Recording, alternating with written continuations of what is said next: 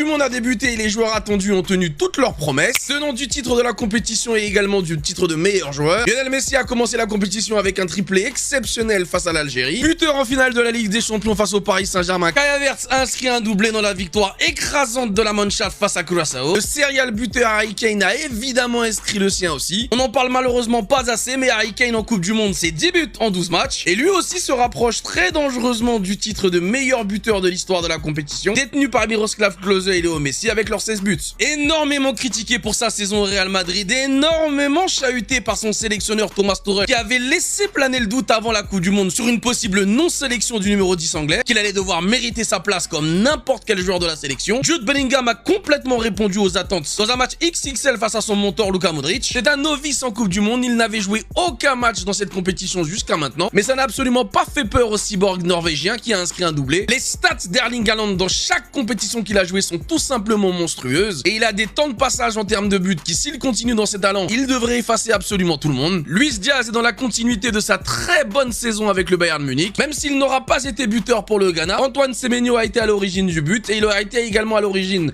de la plupart des occasions dangereuses pour son pays. Michael Olise, Upamecano ou encore Saliba ont tenu toutes leurs promesses avec l'équipe de France. Et il ne faut pas non plus oublier les Suédois, que ce soit Isaac ou Gyökeres, et qui pour rappel ne devaient même pas être à la Coupe du Monde vu qu'ils n'ont gagné aucun match de qualification. Et bien ils n'ont pas manqué de saisir leur chance sur leur premier match de Coupe du Monde. Mention spéciale également aux pays africains qui ont fait forte impression, notamment le Cap-Vert et le Congo qui ont réussi à ne pas perdre face à des équipes ultra favorites comme l'Espagne et le Portugal. Après 52 ans sans participer à une Coupe du Monde, le Congo inscrit son tout premier but de son histoire dans cette compétition et Wissa devient donc le tout premier buteur congolais de l'histoire d'une Coupe du Monde. En étant dominateur face au Brésil et en méritant mieux qu'un match nul un but partout, le Maroc a confirmé que désormais ce pays faisait partie des grandes nations du football. Si certains pouvaient penser qu'à cause de la grosse saison des joueurs, la Coupe du Monde démarrait timidement, avec plus de 3 buts par match en moyenne sur tous les matchs d'ouverture, s'il y a énormément de polémiques en dehors à cause de la politique américaine, sur les terrains en revanche, elle a commencé de la plus belle des façons. Ça y est, tous les premiers matchs de la Coupe du Monde ont été joués, et dans les matchs qui nous restaient à voir ensemble, la Norvège d'Erling Haaland a explosé l'Irak 4 buts à 1. Le numéro 9 de Manchester City en a profité pour inscrire un doublé pour son tout premier match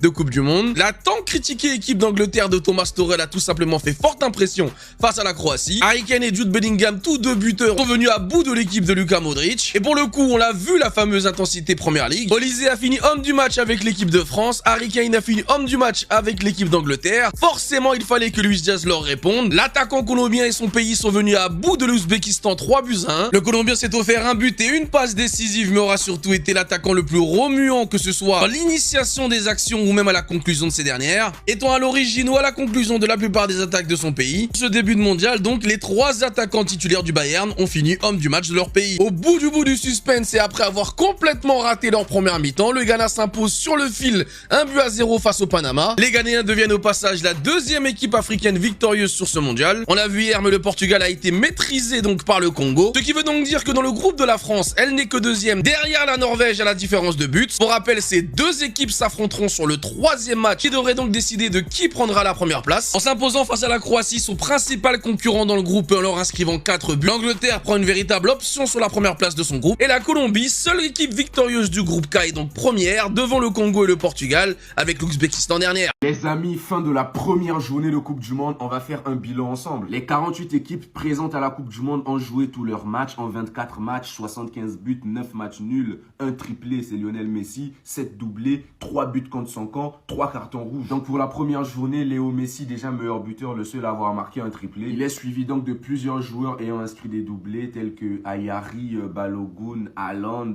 Havertz, Just, Harry Kane, Kylian Mbappé et enfin Isaac qui a marqué un seul. Donc ça s'arrête à Kylian Mbappé, ceux qui ont inscrit 2 buts. Dans le groupe A de cette Coupe du Monde, c'est bien parti pour le Mexique et la Corée du Sud. Malheureusement pour la République tchèque, il faudra chercher à se relancer face à l'Afrique du Sud. Dans le groupe B, c'est à la 2e journée qu'ils vont se départager parce que là, pour l'instant, les 4 équipes ont 1 point chacune. Dans le groupe C, l'Écosse a très bien lancé sa première journée. Malheureusement pour le Maroc et le Brésil, ça sera serré et on espère voir la suite favorable pour le Maroc. Dans le groupe D, les États-Unis et l'Australie ont très bien géré leur première journée. Malheureusement pour la Turquie d'Arda Güler, il faudra se relancer. La qualification est toujours possible. Dans le le groupe E, l'Allemagne a très bien lancé les hostilités. Eux, c'est déjà confirmé qu'ils iront au prochain tour. Ils sont déjà rassurés d'être parmi les meilleurs troisièmes avec leur match extraordinaire 7-1 face au Curaçao. Pour la Côte d'Ivoire aussi, très bonne opération. Il faudra juste s'assurer de ne plus perdre pour espérer passer au prochain tour.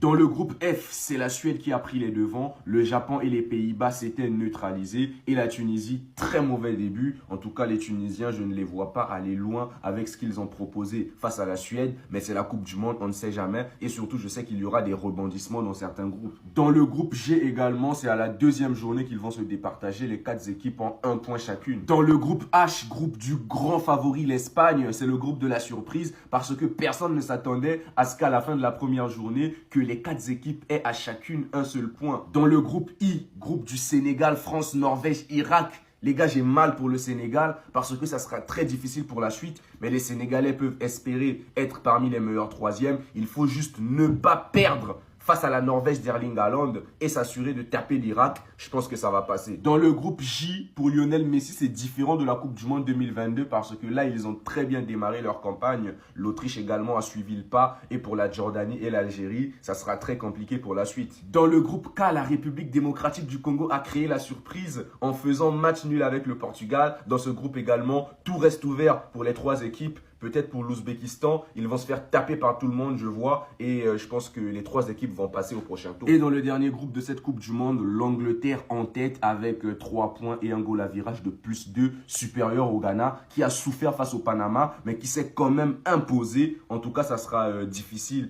pour le Panama de passer, mais je pense que la Croatie pourra le faire et le Ghana aussi va le faire. Donc je vois ces 3-là au moins passer au prochain tour. Et pour moi les gars, le meilleur joueur de cette première journée de Coupe du Monde, c'est Harry Kane. N'hésitez pas de me dire pour vous c'est qui et j'ai hâte de lire vos commentaires. On est ensemble.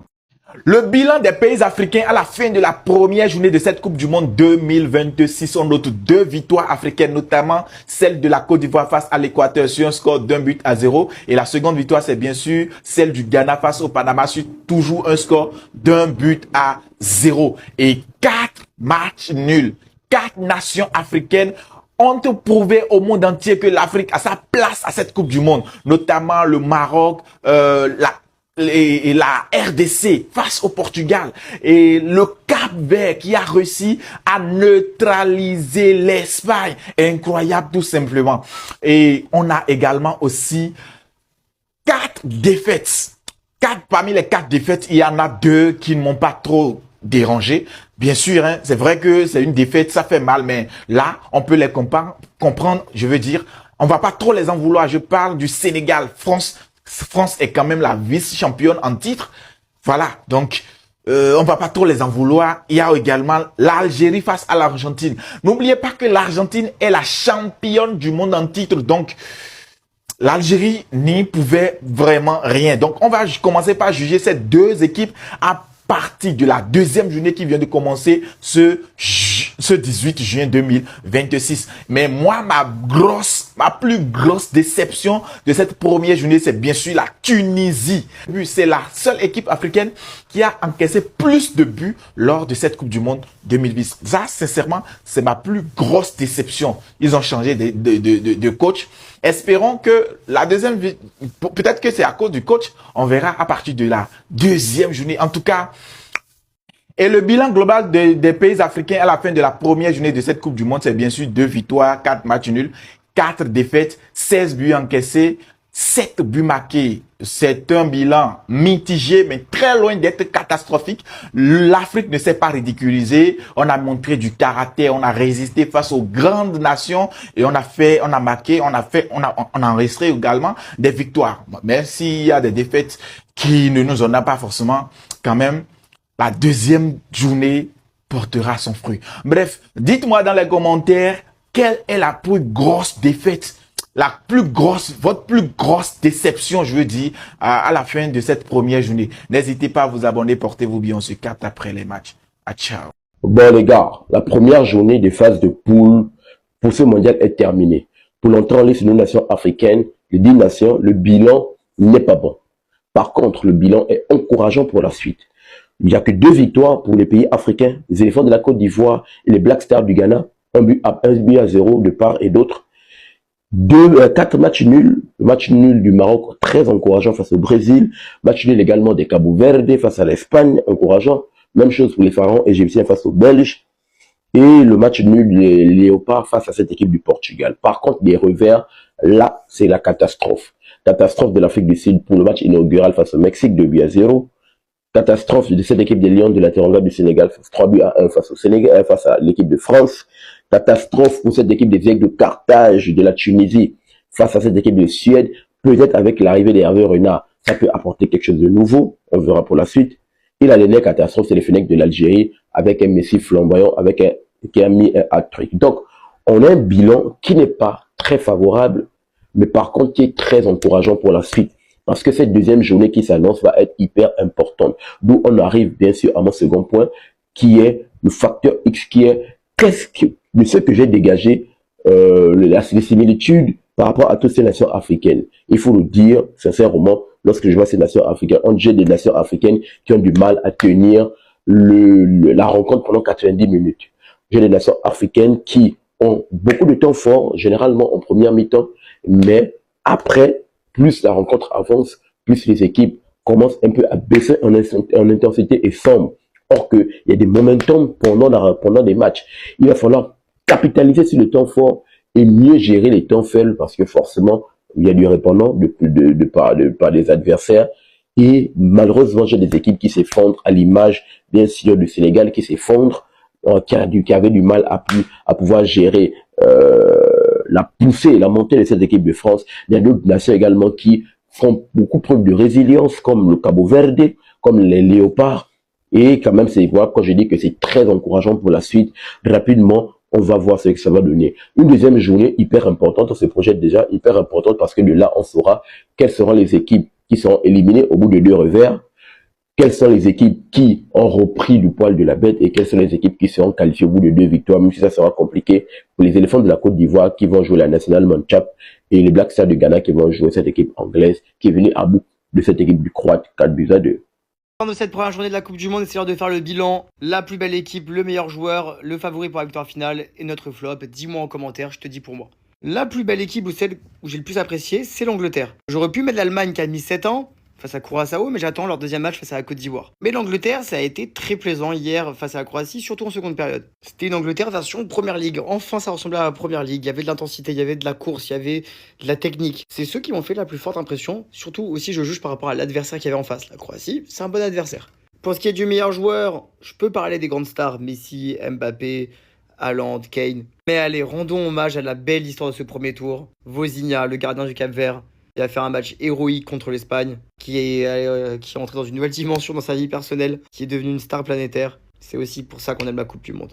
Pour ce qui est du favori à la victoire finale, après le premier match, encore plus que jamais, je mets l'équipe de France. L'équipe de France, ce n'était pas le match parfait, pas le match exceptionnel, mais voilà. Sur un bon quart d'heure, l'équipe de France peut tuer toutes les équipes du monde. Et là encore, l'adversaire était sérieux en face. C'était le Sénégal, les champions d'Afrique en titre. Et ça montre bien que l'équipe de France, je pense, va aller au bout. Bon, pour ce qui est du flop, évidemment qu'il y a l'Espagne. Mais j'ai envie de mettre le Portugal parce que l'Espagne, l'équipe qui était alignée face au Cap-Vert, c'est pas l'équipe qui va finir le mondial. Déjà, toute l'attaque, elle change. Pour moi, l'attaque de l'Espagne, ça doit être Olmo, Lamine à droite, Nico Williams à gauche. Bon, voilà, c'était aucun des trois. Et puis, je sais pas, je m'en fais un peu moins pour eux. Je sais pas pourquoi. Tandis que le Portugal... Prochain match, c'est la Colombie, si je dis pas de bêtises, pour eux. Victoire obligatoire, la Colombie a gagné. Ça peut sembler être compliqué, hein, et je pense qu'ils m'ont plus déçu sur l'ensemble du match que l'Espagne. Parce que l'Espagne, c'était juste la sensation qu'ils pouvaient jouer 10 heures, ils n'allaient jamais marquer. Le Portugal, encore, je trouvais que c'était différent. Je trouvais qu'il n'y avait même pas d'envie, il n'y avait pas d'idée, il n'y avait rien.